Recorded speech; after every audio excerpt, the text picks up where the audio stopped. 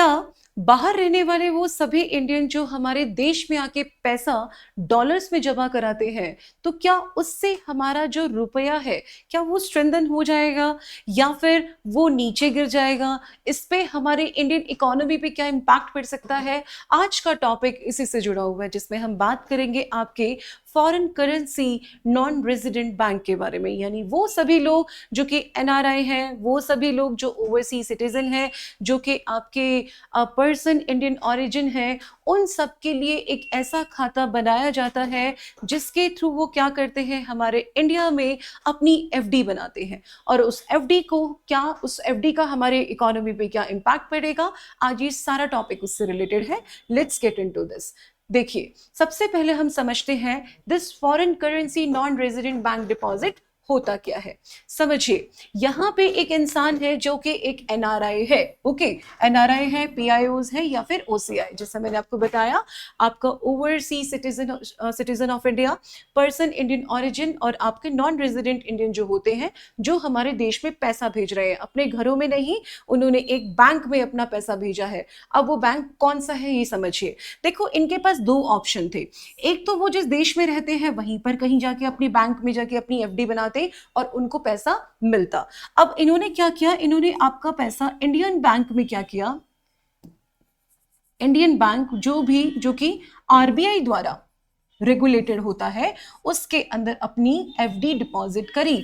ठीक है, अपनी एफडी डिपॉजिट करी। अब उसको उसमें क्या फायदा हुआ? ये फायदा हुआ कि सबसे पहले तो जो पैसा उसने जमा कराया है आपके डॉलर्स में, प्लस उसके ऊपर जो रेट ऑफ इंटरेस्ट बनता है वो, उसका आने वाले समय में अगर कल को हमारा रुपया मजबूत हो जाता है, यानी स्ट्रेंथन हो जाता है, और जिस डॉलर रेट पे आपने उसको लिया था, आपके ऊपर एक्सचेंज रेट का कोई नुकसान नहीं आपको एज ए डिपॉजिटर आपको नहीं होगा। साथ में ही आपका जो टेन्योर है वो 1 to 5 ईयर्स का होता है। मैच्योरिटी के बाद जो पैसा मिलेगा टोटली टैक्स फ्री होगा। तो ये सारी चीजें हैं कि एज अगर आप एनआरआई पैसा जमा कराते हैं आपके एफसीएनआर डिपॉजिट के थ्रू, तो आपको ये फायदा हो सकता है। तो यहाँ पे आपको, जैसे मैंने बताया, 1 to 5 ईयर्स का आपका टेन्योर है और मैच्योरिटी आपको देनी, मतलब जब आपको मैच्योरिटी मिलेगी तो वहां पे एक्सचेंज रेट का कोई भी इंपैक्ट नहीं पड़ेगा। ये इसका सबसे मतलब कि बेस्ट फीचर है। अब एक और चीज क्या है कि इंटरेस्ट, जैसा मैंने आपको बताया है कि इसके ऊपर किसी भी तरह का टैक्स नहीं मिलेगा, तो इसी वजह से जो बाहर के लोग होते हैं, ऐसी जो भी अगर कोई ऐसी पॉलिसी बनाई जाती है, कोई भी हमारे बैंक में नया फीचर आता है, तो उसकी तरफ वो बहुत अट्रैक्ट होते हैं। अब इसका हमारे इंडियन इकोनॉमी पे क्या इम्पैक्ट पड़ता है ये समझते हैं। देखिए, सबसे पहले यहाँ पर हमारे कुछ जो एनआरआई लोग हैं, उन्होंने पैसा जमा कराया। जमा कराने के बाद हमारे इंडिया के पास ये फंडिंग आती है, इंडियन बैंक के पास जब ये फंडिंग आती है, तो वो आपके एनसीआरएन के थ्रू क्या करते हैं, अपना पैसा जमा कराते हैं, और यहां पर हमारा जो फंड है वो आपका सेव हो गया। ये फंड सेव होने के बाद वो हमारे यहाँ पे क्या आएगा, बैलेंस ऑफ पेमेंट को हेल्प करेगा। बैलेंस ऑफ पेमेंट क्या है? किसी भी देश का बही खाता, यानी कि एक पर्टिकुलर ईयर में जो पैसा हमारे पास डॉलर्स में आया है, यानी कि जो भी फॉरेन एक्सचेंज के थ्रू हमारे बाहर के लोगों ने पैसा भेजा या किसी ने वहां पे इन्वेस्ट किया, तो वो आपके फॉरेन एक्सचेंज रिजर्व में क्या हो जाता है, जाके सेव हो जाता है। अब इस पैसे को इंडियन गवर्नमेंट क्या करती है, अगर उसे क्रूड ऑयल लेना है, तो इंपोर्ट एक्सपोर्ट करना है, तो किसी को अपना पैसा देके डॉलर में पैसा करेंसी चेंज कराना है, तो उस पैसे को वो यूज करती है ताकि वो बाहर से सर्विस ले सके। क्यों? क्योंकि पूरे देश भर में, मतलब पूरे वर्ल्ड वाइड, आपके जो यूएस डॉलर की इकोनॉमी है, यूएस डॉलर आप इकोनॉमी में ज्यादा यूज करते हो, यानी ट्रेड में आप ज्यादा यूज करते हो। तो ट्रेड में अगर आप ज्यादा यूज करोगे तो बैलेंस ऑफ पेमेंट का मतलब जो पैसा हमारे पास आया, उसी पैसे से हमने सर्विसेज वगैरह परचेज करी, जिसने एक आपका बैलेंस बना दिया, जो कि हमें हेल्प करेगा। फॉर एन एग्जांपल, कि मेरे पास कुछ कॉइन्स पड़े हैं, वो सिल्वर कॉइन है, राइट, लेकिन उस सिल्वर कॉइन से जाके मैं सब्जी नहीं परचेज कर सकती, क्योंकि उसके पास जो एक्सेप्टेड मोड ऑफ पेमेंट है वो कौन सी है, रुपया की। तो मुझे वो पैसा चेंज करा के देना पड़ेगा ना, सिल्वर को मुझे डिपॉजिट करना पड़ेगा, बेचना पड़ेगा, देन आई गेट लाइक जो भी उसका अमाउंट बनता है, और उसके बाद जो उन्होंने पर्टिकुलर पर्टिकुलर अमाउंट बताया है, मैं उसको वो पेमेंट करूंगी, तो उसके बाद मेरे पास पैसा बच भी जाएगा, क्योंकि सिल्वर इज कॉस्टली है ना, तो मेरे पास पैसा बच भी जाएगा। तो क्या हुआ, कहीं ना कहीं मैंने बैलेंस कर लिया।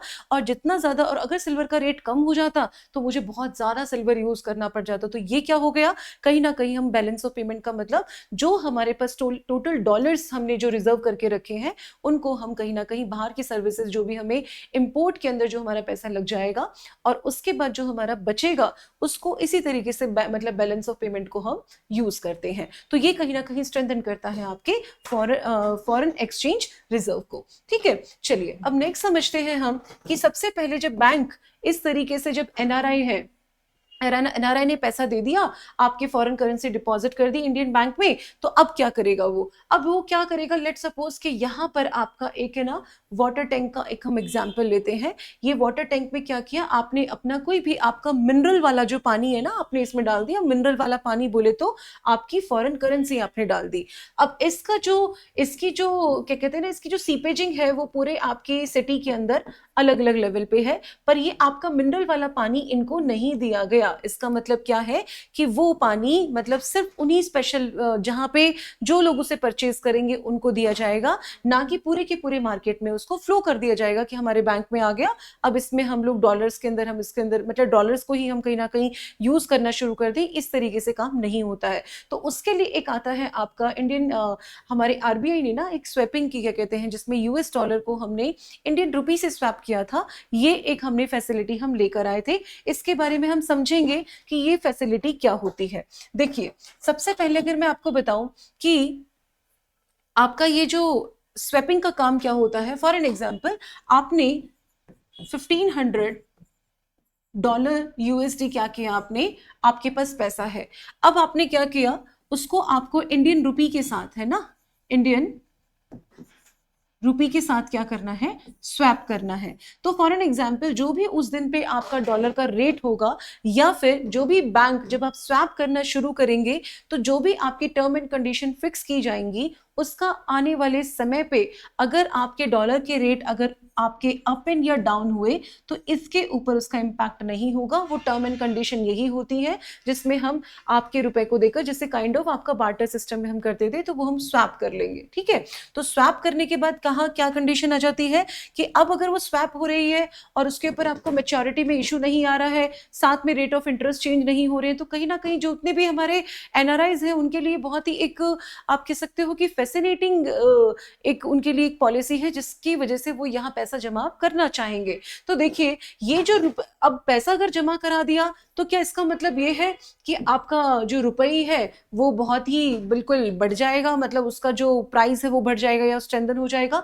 ऐसा नहीं होता। क्यों नहीं होता? क्योंकि एक रुपये का जो अपवर्ड मूवमेंट है उसके पर बहुत सारे मतलब कि लाइक फैक्टर्स उसके ऊपर वर्कआउट करते हैं। जैसे फॉर एन एग्जाम्पल कि जब हमारे पास पैसा आता है तो उस पैसे को हम लोग जैसे आपका जो बैलेंस ऑफ पेमेंट पे भी यूज करेंगे, यानी अगर हमें आपको क्रूड ऑयल खरीदना है या फिर जो भी इंपोर्ट में, तो वो पैसा हमारा बाहर भी जा रहा है। अब वो बाहर भी जा रहा है, साथ में ही अगर मैं बात करूं कि अगर वो वेस्ट एशिया में, जैसे अभी हमने देखा था कि जो हमारा ईरान और जो जो क्या कहते हैं ये यूएस की जो लड़ाई चल रही थी, उसकी वजह से जो वेस्ट एशिया में प्रॉब्लम हुआ था, स्ट्रेट ऑफ हॉर्मुज आपका बनता, तो कहीं ना कहीं ऑयल के प्राइसेस में हाइक आ गए थे, राइट। तो इन सब कंडीशंस की वजह से क्या है कि कहीं ना कहीं आप जो खरीद रहे हो उसके अंदर तो आप इंडियन रुपी देने के बाद ही तो आपको डॉलर मिलेगा ना। तो जब वो पैसा ही आपका इंडियन रुपी जा रहा है तो ज्यादा इंडियन रुपी फ्लड कर रहे हो, और डॉलर का रेट, डॉलर तो वैसे भी आपका क्या कहते हैं $1 के अंदर जो भी आपका 80 to 90 जो वेरी अभी फिलहाल कर रहा है उसके हिसाब से, यानी कि आपको 90 रुपीज देने पड़ रहे हैं $1 के लिए, तो कहीं ना कहीं हमें ज्यादा पैसा फ्लड करना पड़ेगा। तो वो ये सारे फैक्टर जो होंगे, साथ में ही आपका जितनी भी आपके ऑयल की प्राइस अगर हाई हो गए तो आपके इंपोर्ट रेट के अंदर कहीं ना कहीं और आप पे बर्डन आता जाएगा। यही आपकी इकोनॉमी यूएस की जो डॉलर है ना एकदम से वो बूम कर जाएगी, क्योंकि हम ज्यादा से ज्यादा जो ट्रांजैक्शन कर रहे हैं वो यूएस के डॉलर में कर रहे हैं। फिर अगर इंडिया में किसी भी कोई आरबीआई का इंटरवेंशन आ जाता है तो उस कंडीशन में क्या होगा, उस कंडीशन में कहीं ना कहीं रुपया पे बहुत ज्यादा प्रेशर आ जाएगा और वो स्ट्रेंथन नहीं हो पाएगा। यानी कि इसके बावजूद भी कि इंडिया के अंदर बाहर के लोगों ने पैसा जमा कराया, फिर भी उनको मतलब वो रुपए के ऊपर कोई खास इंपैक्ट नहीं डाल रहा, क्योंकि उसको प्रेशराइज करने वाले और भी बहुत सारे फैक्टर हैं। अब नेक्स्ट हम समझते हैं कि जो आरबीआई का ये जो यूएसडी जो हमारा स्वैपिंग फैसिलिटी था, इसका हम पर क्या इम्पैक्ट पड़ेगा। देखिए, सबसे पहले ये जितने भी हमारे जो डॉलर्स के अंदर जो पैसा जमा करा रहे हैं, स्वैप उनको मिल रहा है, आरबीआई ने इसको लिंक कर दिया है, ये फॉरेन रिजर्व को क्या करेगा, स्टेबल करेगा। मतलब पर इसके मेन ऑब्जेक्टिव क्या रहेंगे, मतलब ये तो हमारा फायदा है कि हमारा आरबीआई मतलब कि फॉरेक्स जो रिजर्व है वो स्टेबल होंगे, हमारे एक्सटर्नल सिक्योरिटी वो रिजर्व होगी, वो स्टेबल हो जाएगी। लेकिन ये आपके जितने भी हमारे फॉरेन जो काउंटर मतलब कि जो करेंसी हमारी आ रही है, उनको क्या करेगी, कहीं ना कहीं सपोर्ट करेगी। साथ में ही अगर मैं बात करूं कि जो भी हमारा फॉरेन जो पैसा है हमारे इंडिया में ज्यादा ज्यादा जमा करेंगे, तो आपके बैलेंस ऑफ पेमेंट को यानी कि आपका जो स्ट्रेंथन करेगा हमारे इंडिया के एक्सटर्नल सेक्टर को, तो कहीं ना कहीं ये स्टेबिलिटी हमारे इंडिया में लेकर आता है। अब हम बात करते हैं कि कैसे जो इसकी जो पॉलिसी है, इससे हमें अचीव क्या करना था। इससे हमें अचीव करना था ज्यादा से ज्यादा फॉरेन का पैसा हमारे पास आए, ताकि हम अपनी बैलेंस ऑफ पेमेंट को और भी ज्यादा मजबूत कर पाए। हमारे पास ज्यादा पैसा होगा तभी हम डिफेंस के अंदर जो भी हमारे इंडिया गवर्नमेंट जो पैसा लगाती है, उसके पास पैसा होना चाहिए फॉरेन के, मतलब कि जो यूएस डॉलर है होने चाहिए, ताकि वो उससे ही आगे जाके कुछ परचेजिंग कुछ कर पाएगी, चाहे वो हमारे इंडिया के इन्वेस्टमेंट परचेज पर्पज से हो, डिफेंस पर्पज से हो, या किसी भी पॉलिसी के तहत उनको यूज करना हो। सेकेंड ही हमारा ये फॉरेन रिजर्व को कहीं ना कहीं स्ट्रेंथन करेगा, वही आपका यानी जो पैसा आपका बैंक के अंदर लेकिन यूएस डॉलर के अंदर जमा है वो, और ये आपके लिक्विडिटी को भी क्या करता है, आपको बढ़ाता है। लेकिन यहां पर है ना एक कैच आ जाता है। वो कैच क्या है कि जो एफसीएनआर का जो बैंक है ना, ये बहुत ही ये परमानेंट नहीं है, ये बिल्कुल ये नॉन परमानेंट है, क्योंकि ये शॉर्ट टाइम पीरियड के लिए इस पैसे को हम लोग क्या कहते हैं, आउटफ्लो के अंदर हम यूज करते हैं। साथ में ही फॉर एन एग्जाम्पल कि आज आपने 2000 आप मैं 20 का एग्जाम्पल लेती हूँ, 2020 में आपने क्या किया, ये पैसा आपने क्या कहते हैं जो हमारा एफसीएनआर के थ्रू अपने पैसा आपने एफडी में लगा दिया। लेकिन अब गवर्नमेंट के पास बैलेंस ऑफ पेमेंट की वजह से या फॉरेन रिजर्व उनके पास शॉर्ट पड़ रहा है, तो कहीं ना कहीं एक तो जो आपका प्रिंसिपल अमाउंट था जो आपने डॉलर के अंदर क्या किया था, जमा किया था, प्लस आपको रेट ऑफ इंटरेस्ट जो देना पड़ेगा, तो कहीं ना कहीं बैंक पे उसका और भी ज्यादा बर्डन ज्यादा हो जाएगा। इसी वजह से रोल ओवर ऑब्लिगेशंस में हम कहते हैं कि यस, कि ये रिडम्पशन रिक्वायरमेंट के टाइम पर, और मतलब कि जब उनको रिडम्प करेंगे तब उस टाइम पर कहीं ना कहीं और भी ज्यादा प्रेशराइज करता है आपकी, जब आपकी मेच्योरिटी आ जाएगी तब, यानी जब आप उसको मेच्योर करना चाहेंगे तब आपके गवर्नमेंट के ऊपर कहीं ना कहीं प्रेशर कर सकता है। तो यहाँ पे एक जगह पे जहाँ पे हम फॉरेन रिजर्व को स्ट्रेंथन कर रहे थे, कहीं ना कहीं अगर पैसा हमारे पास प्रॉपर जमा नहीं हो पाया, तो ये उनको रिपेमेंट के टाइम पे प्रॉब्लम कर सकता है, बैंक के ऊपर बर्डन पड़ेगा। तो अब एक और कंडीशन आ जाती है कि जहां हम बात करते हैं आजकल है ना, ये एफसीआरए बिल बहुत ही ज्यादा न्यूज में है, जिसमें हम बात करते हैं foreign contribution foreign currency regulation act, यानी फॉरेन से आया हुआ पैसा। और ये है हमारा फॉरेन करेंसी आपका, जिसमें बात करते हैं नॉन रेजिडेंट बैंक। तो इन दोनों में क्या डिफरेंस है और ये क्या सेम है, ये बिल्कुल भी सेम नहीं है, इनका एक दूसरे से कोई भी लेना देना नहीं है। क्यों? क्योंकि ये आपका एक बैंक डिपॉजिट प्रोडक्ट है, यानी एफडी जिसे हम कहते हैं। ये किन के लिए होता है? एनआरआई होते हैं, जो आपका जैसे पर्सन इंडियन ऑरिजिन हो गया, ओवरसीज सिटीजन हो गए, उनके लिए रहेगा। ये रेगुलेट होता है आपके आरबीआई के द्वारा। इसमें फॉरेन करेंसी आप डिपॉजिट करते हैं, और ये जैसे आप ही हैं जिसका बैंक अकाउंट वो है, राइट, तो उसके अंदर किसी और को पैसा नहीं दे रहे हैं। और ये लिंक होता है आपके बैंकिंग और एक्सटर्नल सेक्टर की जितने भी फंडिंग के अंदर। लेकिन यहाँ पे इसका काम किसके द्वारा है? ये आपका जो भी फॉरेन से पैसा आ रहा है उसके लिए हम एक लॉ बना रहे हैं। ये एक एफडी का प्रोडक्ट था, ये एक लॉ है। इसको हम मिनिस्ट्री ऑफ होम अफेयर्स, जिसे कि आपने देखा भी होगा पार्लियामेंट में, ये बिल आपके जो होम मिनिस्टर है मिस्टर अमित शाह, उन्होंने इस बिल को लेकर वो बात कर रहे हैं।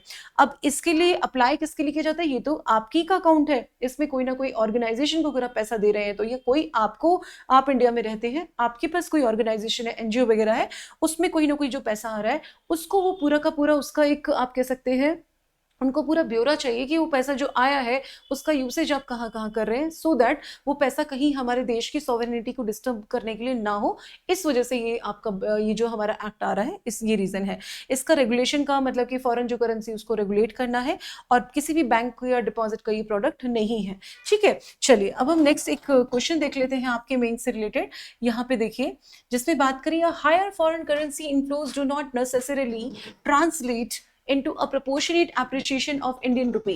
Discuss in the context of FCNR inflows, RBI's foreign exchange management, global dollar, strengthen crude oil price and the geopolitical uncertainties. तो ये वाले टॉपिक जो है इनसे रिलेटेड जितनी भी मतलब ये जो एज पर द क्वेश्चन इसमें जितनी भी बातें हैं वो मैंने इस वीडियो में आपको पूरी समझा दी हैं. So I hope you understand this topic well, and you just write it down this question, and you can just send it on our Telegram channel as well. So I'll see you into the next session. Jai Hind.